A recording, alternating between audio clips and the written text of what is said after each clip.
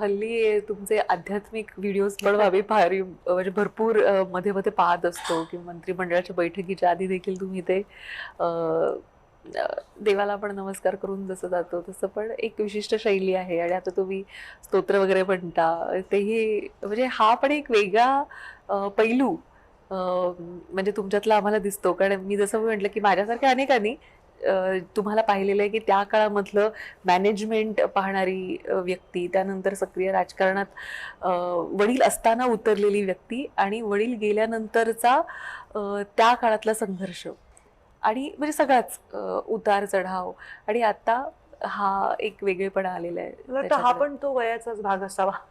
की म्हटलं ना की एक वय असतं तरुणाईचं, जेव्हा माणसाला जिद्द असते आणि सिद्ध करायचं असतं.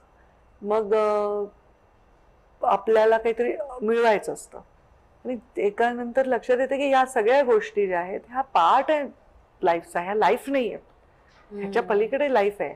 हे मिथ्या आहे की प्रत्येक गोष्टीच्या मागे धावणं. ते जेव्हा लक्षात येतं तेव्हा पण माणूस मग असा तो ट्रिगर आध्यात्मिक पॉइंट होतो. कुठला होता की ज्यावेळी असं नाही, वाटलं मी की मला थोडंसं वाटतं मी होतेच ओरिजिनली. मी कर्मकांडावर विश्वास ठेवत नाही किंवा मी माझा गणपती मुंडे साहेब म्हणायचे दूध नाही पीत, तर मी पण अशा काही चमत्कारांवर पण विश्वास ठेवत नाही. पण मी ऊर्जांवर विश्वास ठेवते, कारण मी सायन्स स्टुडंट पण आहे ना. ऊर्जा आहे आणि energy can never B destroyed or nor be created. तर ती पण इट कॅन बी ट्रान्सफॉर्म. तर मी त्या गोष्टीचे विचार, मी आध्यात्मिक आहे की मला, आणि मला आवडतं सुंदर ठेवणं, सजावट करणं. मला लहानपणापासून मला अगरबत्तीचा सुगंध, दिवाचा उजेड हे खूप आवडायचं. मला वाटतं ते होतं माझ्यामध्ये, पण प्रायोरिटीज वेगळ्या होत्या. पण मी जेव्हा शिवशक्ती परिक्रमा केली ना, अच्छा. ती जी माझी परिक्रमा ती खूप गाजली महाराष्ट्रामध्ये. 6,000 किलोमीटर मी सगळ्या महाराष्ट्रातल्या शिव ज्योतिर्लिंग आणि शक्तिपीठांचे दर्शन घेतले. त्या वेळी माझ्यामध्ये आय डोंट नो काय झालं, मग आध्यात्मिक मी वाढत गेले. आणि अध्यात्म हेच खूप मोठं सायन्स आहे, ते अंधश्रद्धेकडे जाईये माझा कल. तर ते मला खूप मला ते खूप काम ठेवतं, किंवा मी काम झाले म्हणून ते मला आकर्षित करतं.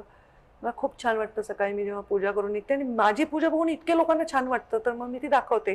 कारण आता हे ट्रेंडच आहे ना, सगळेच दाखवतात की दिवसभराचे रील्स हे ट्रेंड आहे. खरं. प्रधानमंत्र्यांपासून ते सगळ्या मंत्र्यांपासून सगळे लीडर्स, सगळे ऍक्टर्स, म्हणजे मोठे मोठे सुपरस्टार सुद्धा, आता आम्ही जपानला गेलो, आम्ही टोकियोला गेलो, आम्ही लंडनला गेलो, दाखवतात. हा या काळाचा गरज आहे. तर म्हणून मी ते माझ्या मधल्या काळात जेव्हा मी घरी होते ना, तेव्हा लोकांचा संपर्क राहावा यासाठी ते युट्यूब चॅनलवर मी फोकस करत होते. आता ते आवडीचा विषय झालाय. 2-3 दिवस व्हिडिओ नाही आला की सगळ्या महिला फार आवडतं त्यांना. तर ते ताई तुमची पूजा आम्ही बघतो, ते आम्हाला खूप आवडतात तुमचे व्हिडिओ. तर त्या सांगतात, अरे पूजा ही दाखवा ताई, तुम्ही काय हे बनवता का, ही साडी कुठून घेतली. म्हणजे त्यांची जे कम्युनिकेशन होतं माझं. राईट. त्यामुळे तोही एक दुवा झालाय आता कम्युनिकेशनचा असं म्हणायला तो आहे. हरकत आणि नाही. माझ्याकडून लोकांनी चांगलं शिकलं तर काय वाईट आहे. मी जर काही चांगल्या गोष्टी माझ्या बघून खूप महिलांनी, मी तर आता मंदिरचे इंटेरियर डिझायनरच झालीये. अच्छा. प्रत्येक घरात मी गेले ना, म्हणजे आमदारांच्याही घरी गेले, हात धरून मला आधी मंदिरात नेतात. बरं. बघा ताई, व्यवस्थित लागलंय.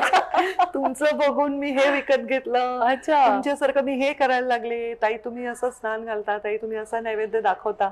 मी युट्यूबचं कुठलं तरी बघूनच शिकले, मी काय असं जन्मजात शिकलेलं नाही. पण आई वगैरे असं घरी? आई वगैरे रोज पूजा करायची, पण मी म्हटलं माझी आई पण खूप हुशार आणि लिबरल एज्युकेटेड पर्सन आहे. आम्ही अंधश्रद्धाळू नाहीये. पण श्रद्धाळू असणं हे माणसाला ग्राउंडवर ठेवतं, त्याला प्रत्येक दुःखाला समोर जायची शक्ती देतं, आणि प्रत्येक आनंदाला पचवायची पण शक्ती. दोन्ही गोष्टी पचवावं लागतात ना, दुःख आणि आनंद. नाही तर आनंद डोक्यात जातो हवा, मग दुःखाने माणूस अगदी सुसायडिकल होतो. या सगळ्या गोष्टीतून मला वाटतं ह्या गोष्टी खूप आता भविष्यामध्ये आध्यात्मिक वाढत जातील. पण मला असं वाटतं की लोक ना जिज्ञासा पण त्यांची वाढली आहे. कारण पूर्वी कसं असायचं की आजीना या गोष्टी सांगायची, बरोबर. मग कालांतरानं आजी असेल तर आजी सांगायची, आजी जर एखाद्याच्या घरी नसेल किंवा काय, तर आता जे आपण दृश्य स्वरूपात पाहतो तर त्याची उकल करण्याचा लोक नक्की प्रयत्न करतात. मग ते युट्यूबमध्ये सर्च करतात. म्हणजे आता मला असं जाणवतं की ग्रहण असेल तर ग्रहणाच्या आधी काय करावं किंवा कुठला काय फरक पडेल किंवा काय, इतके त्याला व्ह्यूज असतात. म्हणजे आता सोशल मीडियाचा अभ्यास आम्हालाही त्या ह्याने करावा लागतो. तर काय ट्रेंडिंग आहे, तर हे फार ट्रेंडिंग आहे. ट्रेंडिंग आहे हे की लोकांचा एक काळ असा होता, एक दशक असं होतं जेव्हा हे सगळं नॉन फॅशनेबल होतं की अरे सुट्टीला कोणी देवाला जातं का. पण आता तुम्ही बघा, मी कुठेही गेले जगाच्या पाठीवर सगळी तरुण मुलं लाईन मध्ये असतात, खचाखच भरले दर्शनाला देवाच्या. तर त्याच्यात काही वाईट नाहीये, फक्त त्यांनी त्याच्यावर अवलंबून नाही राहू शकत. कर्मण्येवाधिकार असते मा फलेषु कदाचन. आपलं कर्मच आपलं धर्म आहे, हे लक्षात करूनच करायला पाहिजे.